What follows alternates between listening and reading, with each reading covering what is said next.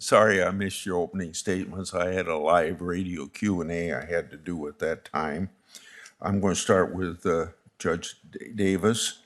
During your confirmation hearing, you said that you were, that's when you were district judge, that you were neither an originalist or textualist. You also suggested that you do not have judicial philosophy. Now that you've served as a district judge and a magistrate judge, do you have a judicial philosophy or an approach to deciding cases? Thank you for the Thank you for the question, Ranking Member Grassley. I would say that I still don't subscribe to any particular label, but I do recognize that depending on the type of case, there is Supreme Court precedent for the way in which a particular case should be analyzed. So, for instance, I'll start off by saying, with respect to textualists, I think it was Justice Kagan who said that we're essentially all textualists from the perspective that when you're looking at a statute or the Constitution, we start with the words that are on the paper, the text that is there.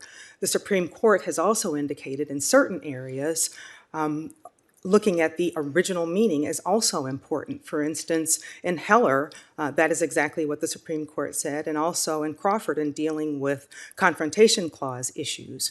And so it's always my goal and intention to follow the precedent in terms of the way in which analysis should be undertaken. Ms.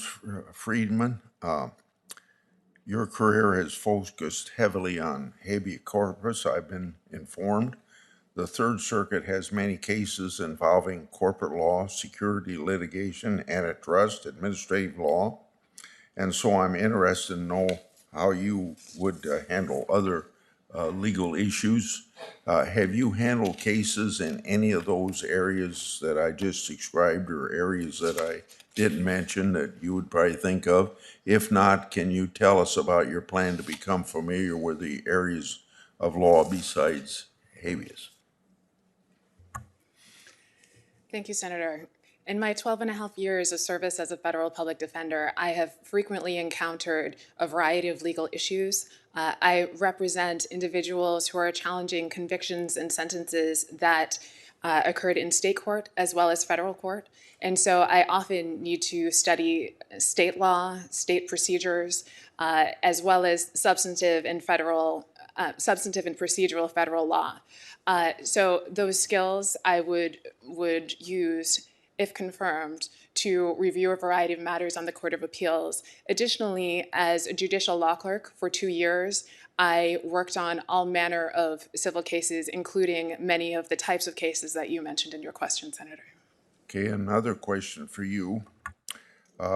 You were interviewed on something called Doing Time podcast. And during the podcast, I quote you, "There's really very little in the law that is clean cut, and particularly constitutional law and federal statutes. There is vigorous debate over many of these issues. Oftentimes, I, meaning you, am 100% convinced that I'm right about how the law should be interpreted, and the prosecutors on the other side have the same level of confidence in their view, and we rely on the courts to end these disputes," end of quote.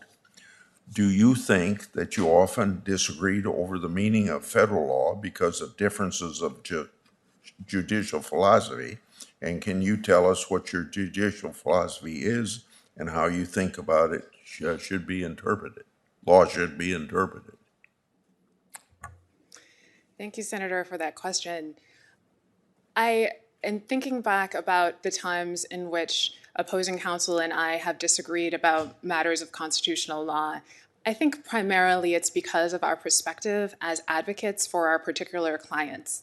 As an advocate for my clients' interests, I, of course, need to make the arguments that would benefit the client, and I use the boundaries of the law to make those arguments. And as I mentioned in the quote you read, there are gray areas, and we do rely on courts to resolve those neutrally and fairly after considering the arguments of the parties. In terms of judicial philosophy, I Through my practice and my service as a law clerk, I've observed a methodology that supports the fair administration of justice, and that is the rigorous study of the law, scrupulous review of the factual record, and open-minded consideration of the parties' arguments. And if confirmed, I would also use open-minded consideration of my colleagues' viewpoints. Okay, thank you.